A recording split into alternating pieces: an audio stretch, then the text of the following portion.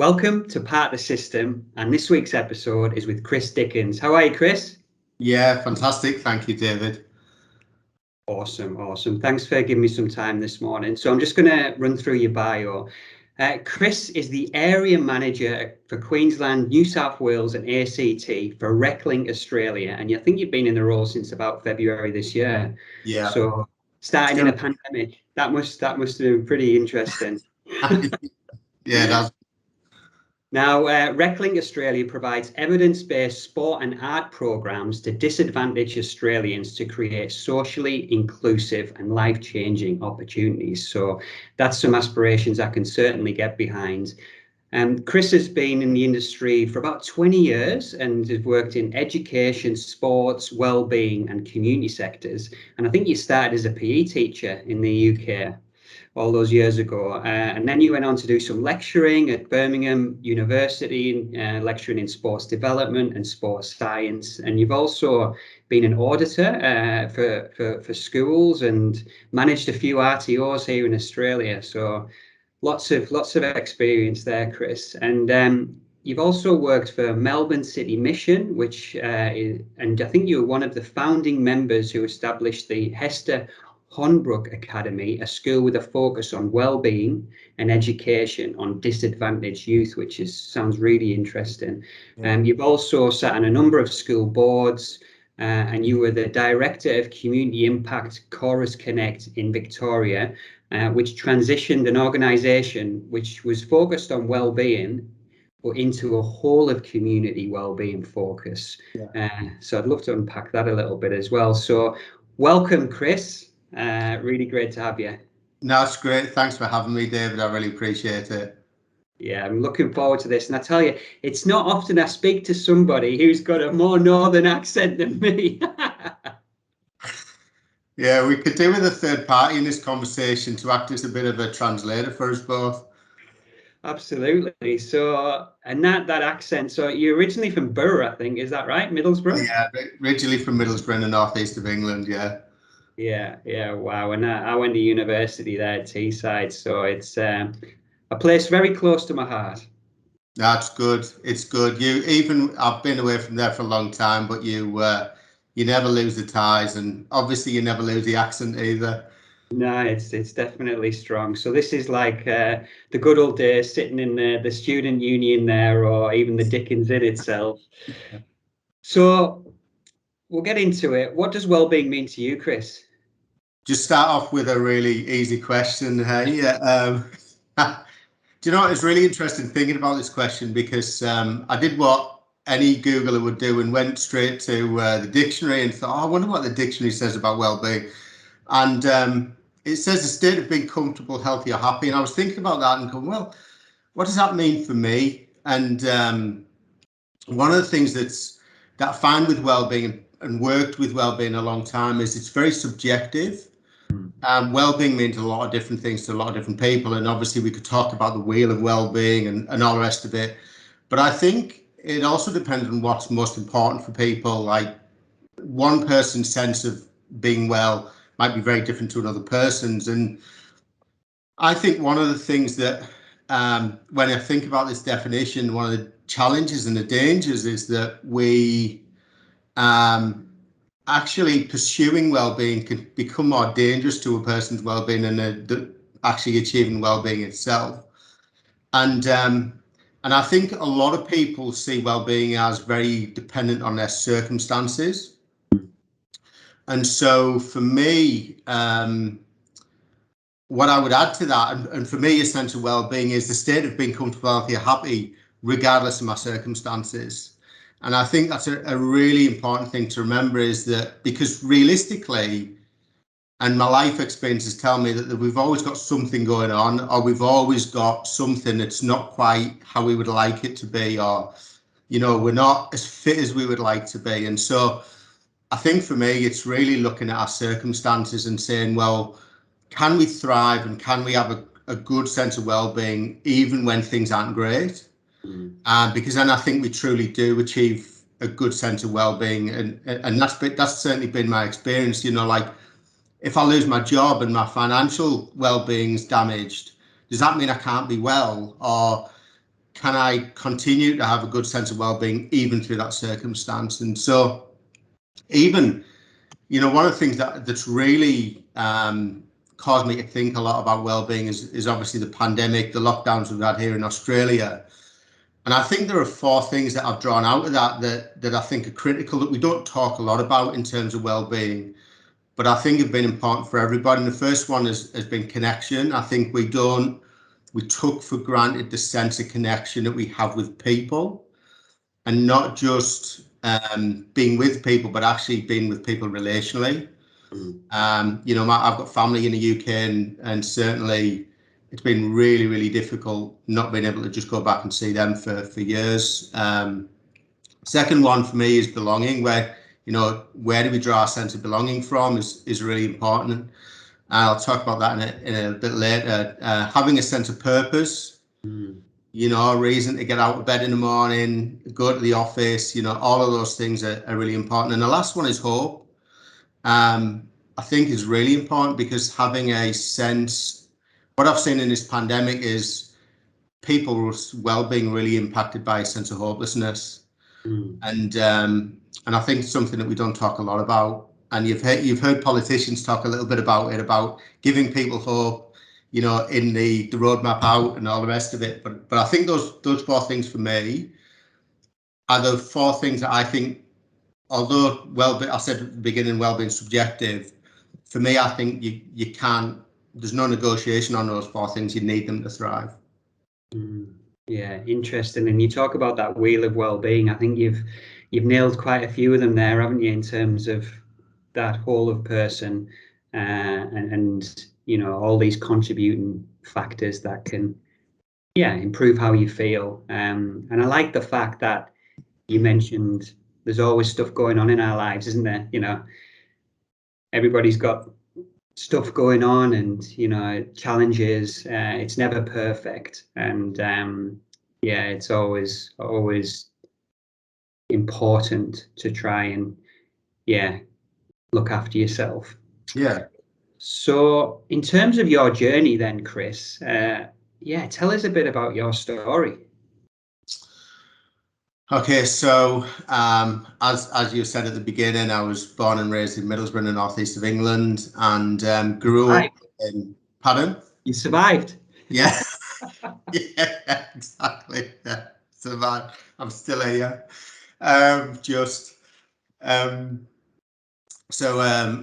Grew up there. I played a lot of sport as a young lad, and I tell you what, I only realise now as a parent how thankful I am for my parents standing on the side of a freezing cold pitch for hours on end, watching me play and encouraging me. And so I played a lot of sport as a young lad. I actually early on, when I turned about 16, 17, I had an opportunity to pursue a career as a professional rugby player.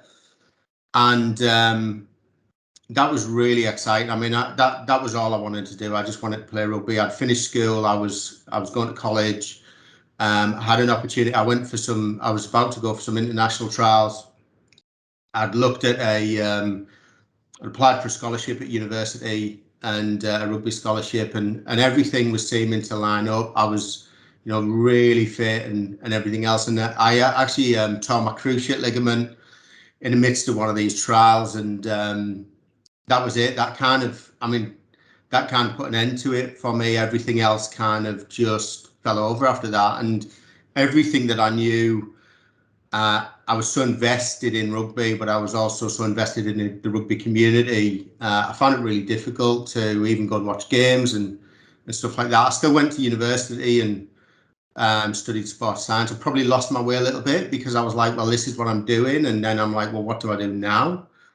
I didn't really recover well from my injury, and probably didn't look after my knee as I should have done, and as you do at that age. And finished with a sports science degree. And to be honest with you, David, I didn't have a clue what I wanted to do. All my friends were going into teaching, because if you didn't know what you wanted to do, you just went into teaching. I was like, there's no way I'm doing that. So I'd studied in Worcester, and I went back to Middlesbrough. I just didn't have a clue where I was going, what I was doing, what I wanted to do. And I had an opportunity to, my parents said, look, you need to work. You can't just not do anything. And an opportunity came to do some relief teaching or supply teaching, as we call it in the UK. And that probably really started the journey that I'm on now, which was, I was thrown into skills where it was probably glorified babysitting. I'd refer to it more. Really difficult skills. You would get all the challenging kids, and particularly in the areas that I was working in. Some days I absolutely dreaded going in, but there were a couple of occasions where what I started to notice in working with these kids who obviously wanted to try and eat you alive. That was their mission as a supply teacher. You knew you were an easy target, and there'd be like a little posse of supply teachers in the same school who'd get together at break time and share our stories. Anyway, support each other. Yeah, exactly. It was that moral support. Come on, we can see it through at the end of the day. But one thing that was really interesting in what I realised with a lot of these kids was they were labelled the naughty kids, they were labelled the challenging kids, they were constantly labelled by the staff generally. But actually, when you got behind all of the stuff and all of the behaviour that was manifested and everything else, when you got behind that, you realise very quickly that they're actually really nice kids, and they just needed someone to encourage them, and that kind of set me off on teaching. And I realised that I wasn't so passionate about teaching, but I was passionate about kids. I was passionate about those kind of kids particularly. And I remember I went back to university to study and get qualified as a PE teacher. And when I was on one of my placements, we took a cohort of year 9 students to like an outdoor adventure camping kind of trip as you do. And I remember one girl who she was a very, very troubled girl and had lots of problems and everything else. And I mean, she was delightful, she was lovely, but she had a lot of issues. And I remember we went caving one day, and she sat at the top. We had to abseil down this cliff within the cave, and she had to abseil down, and she was in an absolute mess. And anyway, I sat down with her and spent 10 minutes just talking to her, sharing her, comforting her. And at the end of it, she went down there, she abseiled down, and it was a turning point for her. It transformed her whole demeanor. She was just confident. She felt like she could take on the world, and you could see a change in her in a period of time that she was there. She was trying everything else. She was really pushed out of her comfort zone, and she realized something about herself. And so for me, those kind of experiences, in realizing the power of outdoor ed and sport and rec and stuff like that for helping young people like that, was really the start for me. And so it kind of set me off on this journey of, as you said at the beginning, I kind of meandered through the education system in a variety of different roles. Did some lecturing, did some auditing, worked in the operational side of things as well. I had a fantastic opportunity to work in a place called UWC Atlantic College, which was set up by a guy called Kurt Hahn, 160 acres in South Wales, and he built an education model that was really driven by this idea that the education was important, but actually what he built into the education was this outdoor adventure, this sense of risk and adventure and everything else. What he realized with that is exactly what I'd experienced with his student, was that in terms of building character and shaping a person's well-being and shaping a person ready for the future to take on life in general, these kinds of activities were really important. So that was a really interesting experience, because it was also an international boarding school as well, where you had 92 different nationalities living together. Oh. And for me, that really helped me understand the power of community as well, and the role that people have within that community and everything else. So that was a really fantastic experience. 2012, we'd moved to Australia. We emigrated from the UK with a young family, and worked in the vet sector and worked across a number of different RTOs. And then when I came back to, because we'd gone back to the UK, and when I came back out to Australia, as you said, I had the pleasure of working with Melbourne City Mission, where we had the opportunity to found the Hester Hornbrook Academy, which was I suppose a unique model in terms of the education space, where it was a real focus on education and well-being fully integrated. Up until then, you got a lot of education and well-being was something on the side, where this was a fully integrated model. So that was quite an exciting time.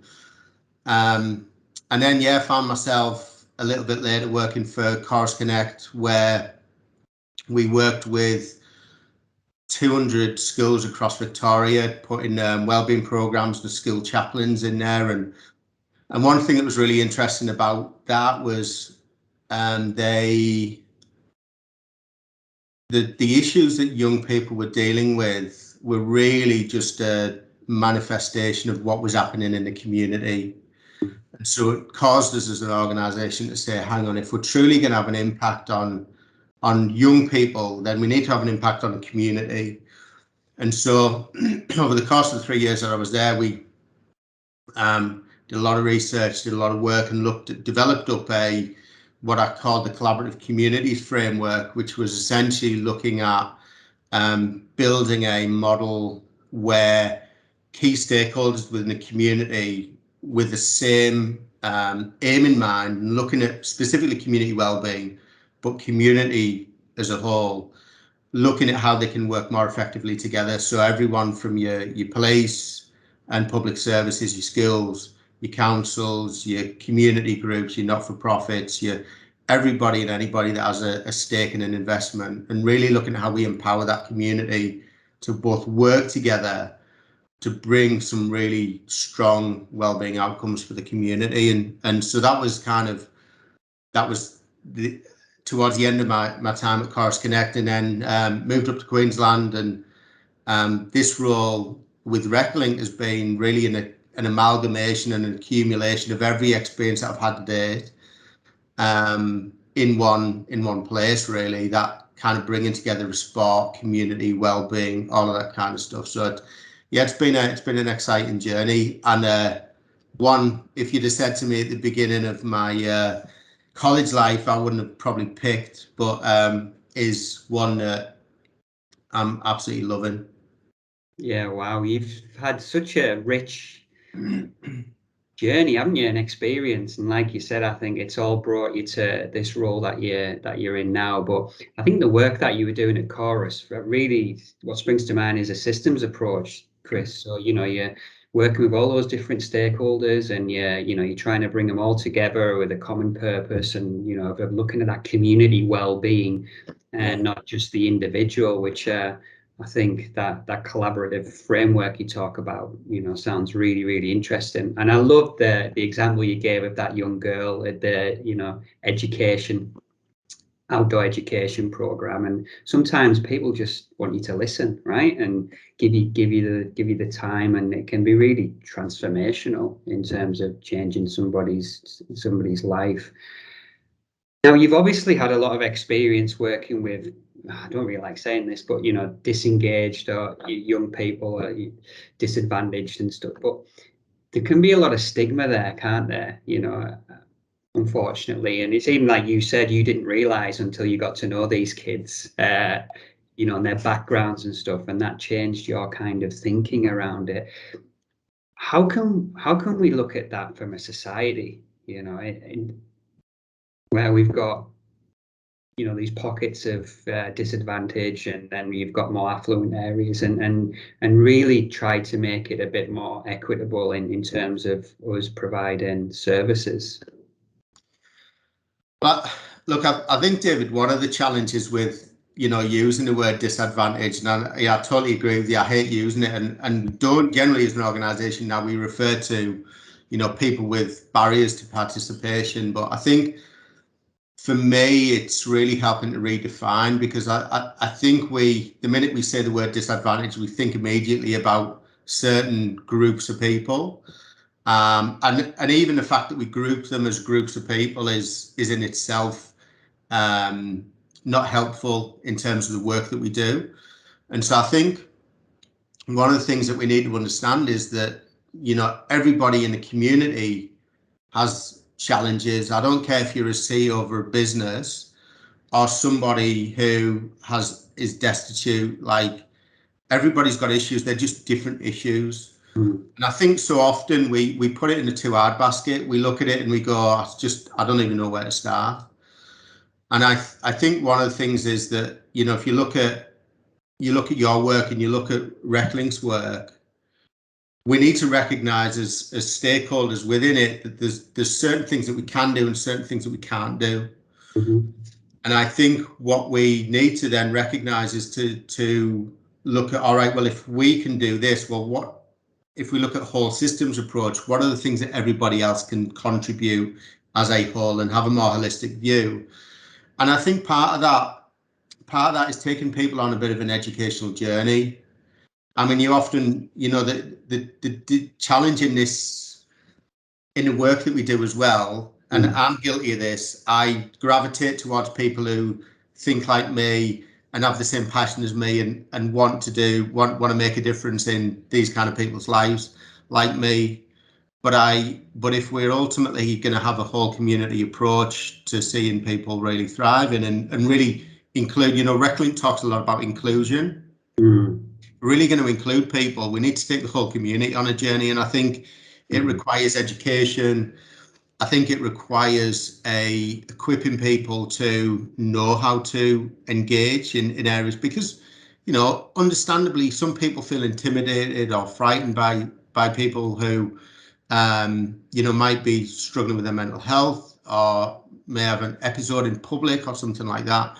So I think there's a lot of work to be done there. But I also think that particularly organisationally, we need to do a lot of work with helping them understand how do we welcome the broad range of the community into the work that we're doing. Whether it's a local gym, whether it's a sporting club or whatever, it's Reclink, and I often describe Reclink as this the bridge between the community services sector and the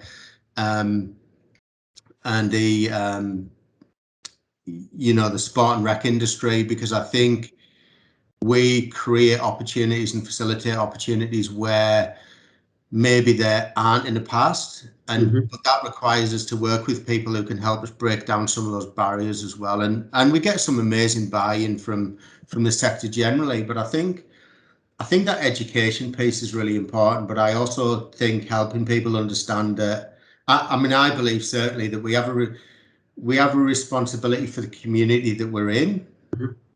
And I think we need to move to a point where, whether you're a business or you're a resident or whatever, that we need to move people towards being contributors to the community, not just consumers of it.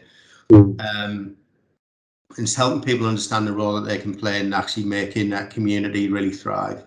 Yeah, I suppose people having a civic duty and contributing, in a positive way to the community that they're in. And you talked a little bit about Reclink there and being that connection.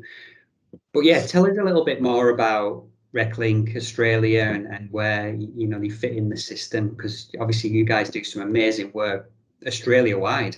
Yeah. So we were founded on this idea that there was a group of not-for-profits working with these marginalised community groups, realising that sport and recreation is a really powerful tool for those things I talked about at the beginning. Things like having a sense of belonging, purpose, connection with the community and full integration in the community. Sporting clubs are culturally significant. Sports culturally significant in Australia, but sporting clubs are often the hub of the community. And so how do we, it was founded on this idea, is how do we engage people into that space? And so it was founded on this idea that if a group of like-minded organizations work collaboratively, they could create opportunities for people to participate. Because ultimately the barriers are wide ranging. We work with everyone from people who are in rehabilitation for drug and alcohol, people with mental health challenges, homeless, social isolation, you name it, we kind of engage those groups. And it's really just as simple as how do we identify the barriers and just overcome some of those barriers, whether it's a transport barrier, whether it's a mental health barrier, whatever it is that's stopping that person from integrating. And so we deliver programs, or we facilitate opportunity for programs to be delivered. So we deliver some, and we engage with other groups, peak bodies and other community groups to deliver some of these activities on our behalf. But essentially, it's with the idea that we offer people opportunity to engage in meaningful sport and recreational activity and arts programs even. And can I just ask how these programs start? So, do you go in a community, delivering a program, or do you go in there and work out what the needs are, and it's more of that bottom-up approach? How does that work? Well, so we typically work on a member-based model. So our members are, your typical organizations like your St. Vinny's, your Salvos, your You sound Australian here, by the way. I'm putting on my best Australian accent just so people understand. And so we work with them, and they come together, and we kind of just say to them, look, what is it that your clients need, and what is it that they want? What are they going to benefit from? And so we will design programs based around the local need, on the local knowledge of the local services, and then we either have somebody in the space that will deliver something, or we might create something where, as I said, a local peak body might deliver something. But one of the big things is access to space, of course. So we work with councils and leisure centres and everybody, and even local park spaces, and create and bring resource to the table as well. So we'll help bring the resources, whether it's equipment or space, so that we can actually deliver something that's really meaningful. And I think a lot of the the outcomes that we've seen, and the transformation in people, and just being part of, say, we've developed leagues where we've got a number of different teams playing in a round robin league and stuff like that, and the impact in their lives is massive, because all of a sudden they're confident, they're actually thinking that, all right, my life's not as bad as it was now. And where we're moving towards now is, all right, well, as Reclink, how do we then pathway these people into a more positive future? So it's that hope piece. How do we help people? Because most of the people we work with would be unemployed. How do we pathway them into employment? So we're developing some stuff at the moment in working at an employment program into the sports industry, which is really exciting. How do we get them into further training? But it's that breaking down of barriers. It's the engagement piece where you see the transformation start to happen, and then it's that next stage, which is, all right, what now? Because you're hitting so many outcomes here, you talk about employment, you talk about confidence, you're giving people hope and that connection. Like, how are you measuring all this great stuff? Well, look, we obviously measure participation as a starting point. How many people come into programs, and we gather qualitative data where we get feedback from participants to filling in surveys. What was life like for you beforehand, and what's it like now? And we a few years back we actually did a study with La Trobe University in Victoria, and some of the outcomes there were incredible in terms of just people's sense of well-being and the shift, in what they were kind of engaged with beforehand, what their life was like, and what it's like now, was really transformational. And look, I'll be honest, we as an organisation, like a lot of not-for-profits, are constantly grappling with that. How do you collect the hard facts about the change that's happening? Because we all know, you can see it with your own eyes, you hear the stories, that it's having an impact, but how do we put it into a piece of a report or something that says this is the actual impact. But I think, needless to say, I think that's a journey for us. But even in the early stuff that we're collecting data wise, the impact's profound. I think the return on the dollar value is huge as well. I think I saw actually that through that study you talk about, it was like for every $1 spent on your activity, an output of $8 in terms of that social value. But for you guys to be able to tell a story about the impact that you're having is so important, isn't it? When you're thinking about funders and trying to ensure the sustainability of all these programs. But you're right. I'm sure if you walk down to one of your leagues, and you see everybody playing, it's evident for everybody the impact that it's having on people. Yeah. Yeah. And it's interesting as well. Like we in our team meetings, I'll always ask, tell me about tell me a story about something that's happened. And we had a new member of staff, and a relatively new member of staff, and he shared this story, and you could see it was like this, almost like a light bulb moment for him in terms of the impact that he is having in the work that he's doing, and really having that great sense of value in the work that he's doing as well, and that it's making a difference. So, I think sometimes we need to stop and share those stories. It's really important. Yeah, agreed. And just moving it on, Chris. So obviously, you know from being over here, chronic disease is quite high. Around 1 in 2 actually have got a chronic disease. I tell you, when I first came to Australia, I thought, you'd go to Bondi and everybody'd be on there and everybody'd be fit and healthy, but it's a lot different, really. In terms of the statistics, isn't it? But if you could nudge one part of the system to improve like the well-being of Australians, what would that be for you? It's a really hard question. I mean, am I only allowed one? You're allowed as many as you want. No, I think for me, look, when I look at Reclink and the work that we do and work I've done previously, I think that the nudge for me is that, first of all, I think we need to be a lot more collaborative in how we work. We can't do everything. We don't want to do everything. And I look at, let me give you a great example. You've got people recovering from drug and alcohol addiction. And when they're in that stage, doctors will tell you that one of the key things as part of their rehabilitation is pro-social engagement. Mm-hmm. Now, a sporting club or a sporting activity is absolutely critical to that. Mm-hmm. But the rehabilitation centre don't necessarily offer that as a part of their service, but we would. And so it's how do we start thinking more joined up, as you said, in this whole systems approach, in a way that we work collaboratively. And I look, unfortunately, I also think one of the real barriers to that is the fact that we've, in the Western world particularly, we've commercialized well-being. Mm-hmm. And it often comes at a cost because, health sells. We can very easily sell a gym membership on the basis of a person's well-being. We can easily sell.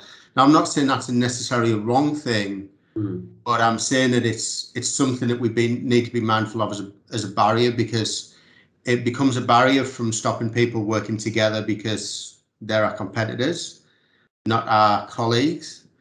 And I think in that space, a lot of the conversations I've been having with people in that space, it's really encouraging to hear some of the bigger organizations having conversations where they're saying, we actually recognize that when we give back to the community, we create opportunity for people to access our facilities at a reduced rate or free, or we work with you as an organization to help bring more people into the space and there's no cost to them. They recognize not just the community outcomes and their responsibility as a big organization with that community, but I think they recognize the commercial value as well. Yeah. There's actually a really strong commercial return. And I think part of that would be the big shift, is helping the whole sector understand a greater sense of social responsibility, and then helping them to understand what that means for them. So what does that mean for my business, my wellbeing business, in terms of that social responsibility piece? How do we adapt what we do to be more inclusive in how we operate, in the programs that we run, and everything else. And so for me, I think that is the big piece, that kind of collaborative and the education piece, and coming alongside organisations to help people overcome barriers, you know. Yeah, it's coming through really strong around the education and advocacy kind of piece for you, and yeah, collaboration obviously. And you think about these assets, and a lot of them are owned by local government, Chris, but I think more and more that social corporate responsibility is coming in, and around social procurement and making sure that the right services are being delivered for the people that need it most, not just the fit and healthy. Yeah, exactly. Traditionally, what a lot of these centres have been delivering. So that brings us to the final question. Where do you see yourself personally in the system, and yeah, how do you contribute and influence it? Look, at the end of the day, I'm just a little cog in a big wheel. I mean, You're just a boy from Borough. I'm just a lad from Borough trying to make his way in the world. No, I think for me, probably that piece is really coming alongside people. I think one thing that we often do wrong in the community service, we berate others for not thinking the way that we do. And I don't think that's fair. Whether we're berating the local government, or we're berating the state government, or we're berating private business owners, I don't think it's not a constructive approach. So I think my work, the way that I see my work, is coming alongside some of those people and going, all right, how can we do this together? Because we ultimately have the same level of responsibility as anybody else, and helping them equip, thinking about their practices, and really just what I see my role in doing is I'd like to be in a place where Reclink no longer needs to exist. The CEO probably wouldn't like me to say that, but I think, let me qualify that by saying that. Gotcha, you might be out of a job here. Yeah.